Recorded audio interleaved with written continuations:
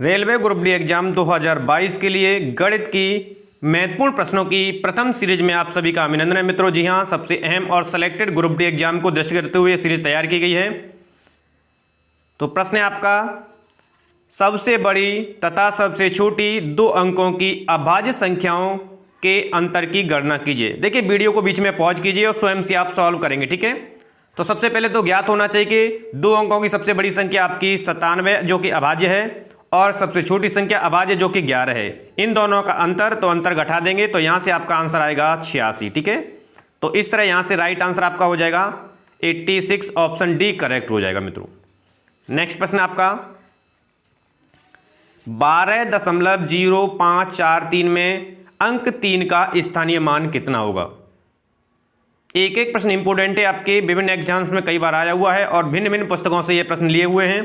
तो देखिए, जब भी दशमलव के बाद इकाई दहाई की गणना की जाती है तो दहाई से प्रारंभ होता है। दहाई, सैकड़ा, हजार, 10,000, ठीक है। यानी जो दहाई के स्थान पर है वो 0 है और सैकड़े के स्थान पर 5 है, हजार के स्थान पर 4 है और 10,000 के स्थान पर 3 है, ठीक है। तो इसका स्थानीय मान हो जाएगा 3/10,000, ठीक है। तो यहां से जो आंसर है वो ऑप्शन डी में है, तो ऑप्शन डी यहां से आपका करेक्ट हो जाएगा। एक एक प्रश्न इंपोर्टेंट है, इसलिए वीडियो को लाइक शेयर कर देंगे मित्रों।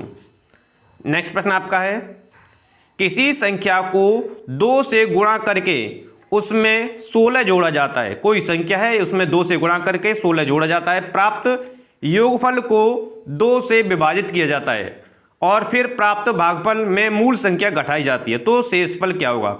तो मान लीजिए कोई संख्या x है, इसमें 2 से मल्टीप्लाई कर दिया गया, ठीक है।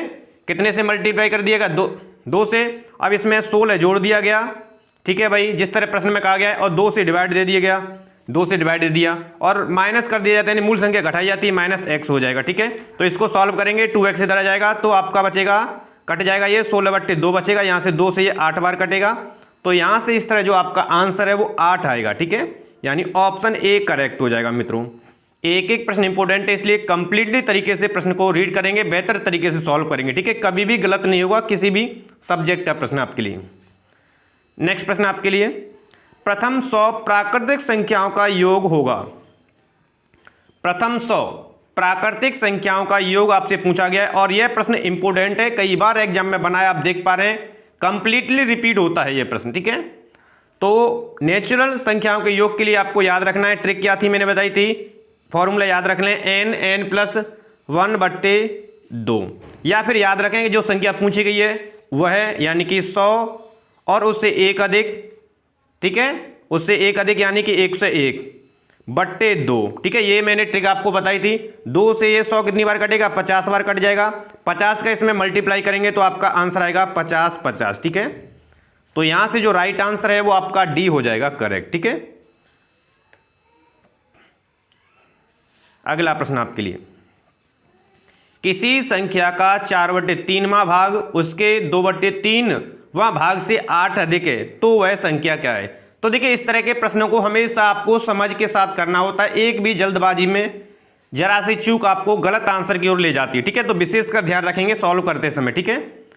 तो देखिए, यहां से प्रश्न में कहा गया किसी संख्या का 4/3वां भाग, ठीक है। तो मान लीजिए कोई संख्या x है, बेसिक तरीके से मैं बताता हूं, तो उसका 4/3 भाग कितना हो जाएगा, 4/3x हो जाएगा और 2/3 भाग से 8 अधिक है यानी 2/3x और अधिक कितनी है भाई, 8 है, तो ये बराबर हो जाएगा। घटा देंगे हम इसको, ठीक है। अब यहां से इसको सॉल्व कर लेंगे, सॉल्व करेंगे, 3 का मल्टीप्लाई 8 में हो जाएगा, तो x बराबर क्या होगा, यानी 2 यहां से बचेगा, ठीक है। तो x बराबर क्या हो जाएगा, x बराबर हो जाएगा आपका 8 × 3/2, 2 से ये 4 बार कटेगा, 4 से गुणा कर देंगे 3 में तो कितना आ जाएगा, 12। तो इस तरह आपका आंसर यहां से कितना आया, 12, और 12 किस ऑप्शन में आपके, ठीक है।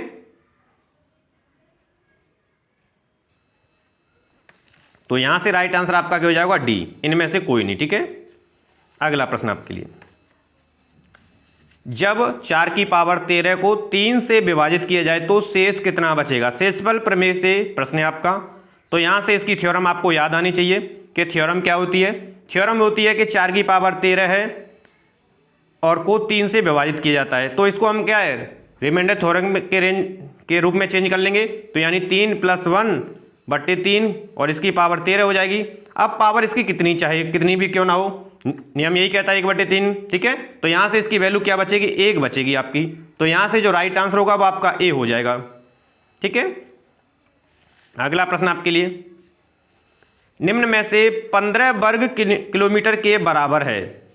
एक एक प्रश्न आप सभी के लिए इंपॉर्टेंट है। 15 वर्ग किलोमीटर, सबसे पहले तो याद होना चाहिए कि भाई 15 वर्ग किलोमीटर इक्वल होगा, ठीक है। तो 15 इंटू 1000 कर देंगे, फिर 1000 से करेंगे किलोमीटर से, ठीक है, मल्टीप्लाई करेंगे। तो कितनी जीरो हुई आपकी, 6। तो 15 पे 6 जीरो रख दो, 1 2 3 4 5 6। तो यहाँ से आपका राइट आंसर क्या हो जाएगा, राइट आंसर 6 जीरो आपके डी में दिख रही है, ठीक है, आंसर करेक्ट हो जाएगा। आशा करते हैं टुडे के प्रश्नों की सीरीज आपको पसंद आई होगी। सीरीज पसंद आए तो मोर देन लाइक और शेयर कर लेंगे, चैनल को सब्सक्राइब कर लेंगे और मिलते हैं नेक्स्ट वीडियो के साथ। तब तक आप सभी को नमस्कार है मित्रों, धन्यवाद।